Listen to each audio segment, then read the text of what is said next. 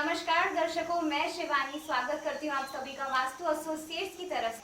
हमारे साथ मौजूद है मिस्टर महेश ज्ञानी, दी वास्तु एक्सपर्ट। ज्ञानी जी, स्वागत है आपका। ज्ञानी जी, वास्तु शास्त्र में हमेशा हमने सुना है वास्तु पुरुष के बारे में, तो क्या आज आप हमें बता सकते हैं कि वास्तु शास्त्र में वास्तु पुरुष की क्या भूमिका है? सारा जो साइंस है, ये पूरा विज्ञान वास्तुशास्त्र का वास्तु पुरुष के अंदर छिपा हुआ है। अगर आपने वास्तु पुरुष को नहीं समझा तो आप वास्तुशास्त्र की शुरुआत नहीं कर सकते हैं। जो 5 तत्व हैं, पृथ्वी, जल, अग्नि, वायु, आकाश, ये सिर्फ इंडिकेटर्स एंड पॉइंटर्स हैं। पृथ्वी, जल, अग्नि, वायु, आकाश पर वास्तुशास्त्र आधारित है पर निर्धारित नहीं है। सारा निर्धार जो है वो वास्तु पुरुष के ऊपर है। वास्तु पुरुष वास्तुशास्त्र का लोगो नहीं है। जैसे टाटा कंपनी का एक लोगो है टी, जैसे टोयोटा का एक लोगो है, एक गोल ऐसा है, एक गोल ऐसा है, वो शिव जी की तीसरी आंख जैसा उसका लोगो है। जैसे नाइकी का एक लोगो है राइट, तो ये लोगो होते हैं। तो वास्तु पुरुष जो है वो वास्तुशास्त्र का लोगो नहीं है। ये तो एक देवों का दिया हुआ साइंस है। तो उन्होंने कहा है कि आपका जो मकान है वो एक मानव शरीर है, आपका जो प्लॉट है वो एक मानव शरीर है। तो जब तक आप अपने मकान को, जब तक आप अपने प्लॉट को मानव शरीर नहीं मानते हैं, तब तक आप वास्तु में एक भी कदम आगे नहीं बढ़ा सकते। फर्ज कर लो कि आपका प्लॉट है वो एक चौकोर प्लॉट है और परफेक्ट नॉर्थ डायरेक्शन है, तो ये एक बढ़िया प्लॉट है, चाहे इसकी दिशा कोई भी हो। मतलब चाहे ये उत्तर के रोड पर हो, चाहे पूरब के रोड पर हो, चाहे दक्षिण के रोड पर हो, चाहे पश्चिम के रोड पर हो, तो ये एक अच्छा प्लॉट है, क्योंकि इसे एक चौकोर प्लॉट है और उत्तर जो है वो परफेक्ट जीरो है, परपेंडिकुलर है। अब फर्ज कर लो कि आपका कोई प्लॉट है जिसका उत्तर पूरब का कोना कट गया, तो वास्तु पुरुष जो हैं उनका जो सिर है वो हमेशा उत्तर पूरब कोने में ही होता है।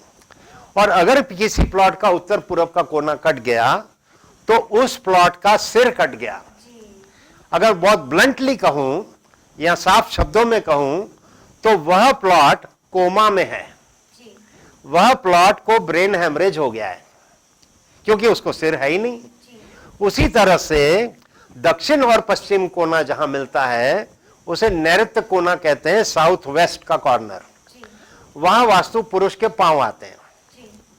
अब वहां पांव आए और किसी वजह से अगर वहां वो कोना कटा है तो पांव नहीं है।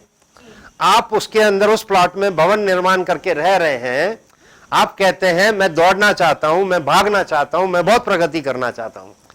भैया, पर आपके प्लॉट को पांव ही नहीं है, आप खड़े ही तो हो नहीं पा रहे हो, आप चल नहीं पा रहे हो, दौड़ने और भागने की तो बात ही नहीं है।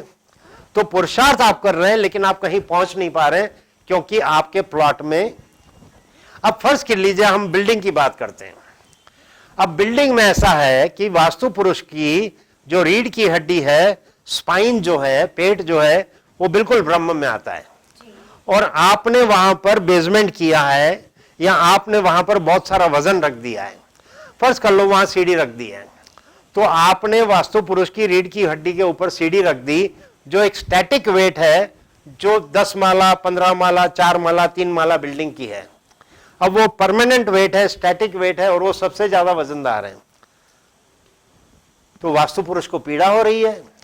अब फिर उस घर में रहने वाले लोग कहेंगे कि हमारी कमर में दर्द है, उस घर में रहने वाले लोग कहेंगे स्पाइन के प्रॉब्लम्स आ रहे हैं। जब वो मेडिकल रिपोर्ट करने जा रहे हैं, सीटी स्कैन कर रहे हैं, एमआरआई कर रहे हैं, तो उसमें आता है कि भैया कोई तकलीफ नहीं है। तो पेशेंट कहता है कि यार मेरे को तो दर्द है, पर वो कहते हैं सीटी स्कैन रिपोर्ट मना कर रही है, तो एक काम करते हैं एमआरआई करवा लेते हैं। एमआरआई करवाया, पता चला एमआरआई भी क्लीन हो गया, वहां भी कोई नहीं।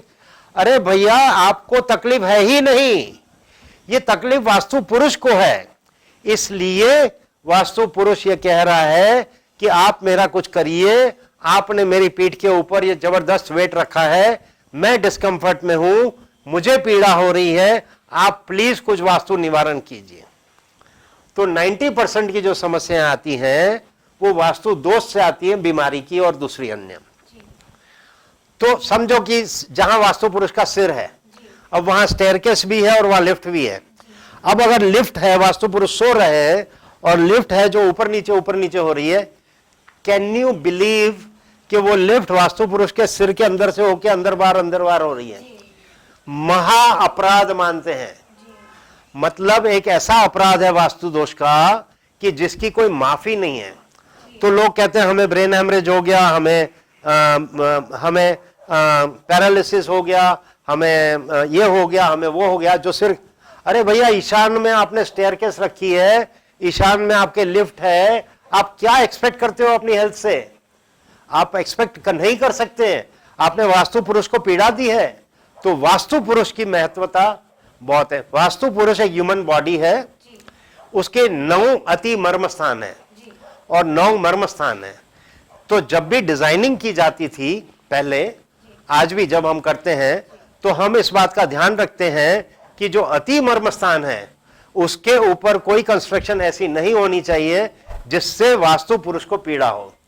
मैं आपको अति मर्म स्थान का एक उदाहरण देता हूं कि अगर आपको यहां से आर पार तीर लग गया, किसी वजह से आपको तीर लगा यहां से आर पार, तो आप गाड़ी चला के लेफ्ट हैंड से इस हाथ को ऐसे रख के गाड़ी चला के आप अस्पताल जा सकते हैं और डॉक्टर के पास जाके कह सकते हैं, डॉक्टर साहब देखो मुझे ये तीर आर पार निकल गया, मेरी सर्जरी करके ये तीर निकाल दो।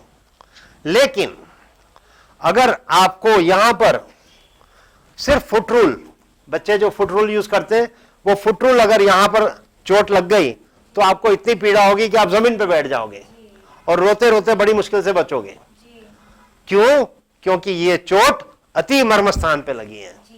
तो अति मर्म स्थान होते हैं 9, और 9 अति मर्म स्थान पे घुटना हो गया, ये एंकल हो गया, एल्बो हो गया, ये हो गया, ये हो गया, ये हो गया। ये अति मर्म स्थान का ध्यान रखना है जब हम हमारी प्लानिंग करते हैं, जब हम मकान की डिजाइन करते हैं, कि कहीं ऐसा ना हो कि वास्तु पुरुष के अति मर्म स्थान को चोट पहुंचती हो तो वास्तु पुरुष को पीड़ा होगी, और वास्तु पुरुष को जो पीड़ा होगी वो पीड़ा फिर हमें भी होगी। तो वास्तु पुरुष का बहुत महत्व है, इसमें कोई शंका नहीं। काफी महत्व लग रहा है क्योंकि वास्तु पुरुष हमसे कम्युनिकेट करने की भी कोशिश कर रही है। बहुत जबरदस्त कम्युनिकेशन होती है। इसीलिए हमारी जो YouTube पर जो वीडियोस हैं, उसका नाम पता है आपको क्या है? जी, वास्तु क्लास। कहता है क्या घर आपका? अच्छा। कहता है क्या घर आपका, मतलब हमने आपको बताया कि आपका घर से आपका घर आपसे कुछ बात कर रहा है। वो कहता है कि मैं या तो हैप्पी हूं या मैं अनहैप्पी हूं या तो मैं बहुत ज्यादा अनहैप्पी हूं। जी, बहुत ही अच्छी व्यवस्था है कि हमें पता तो चल रहा है कि प्रॉब्लम कहाँ है, क्या है, बस हमें कम्युनिकेशन वाली जो लैंग्वेज है उसे पकड़ना है। और उसे पकड़ने के लिए ज्ञानी जी हैं हमारे साथ मौजूद जो इसे आसान करेंगे। और वीडियोस देखने के लिए जुड़े रहिए।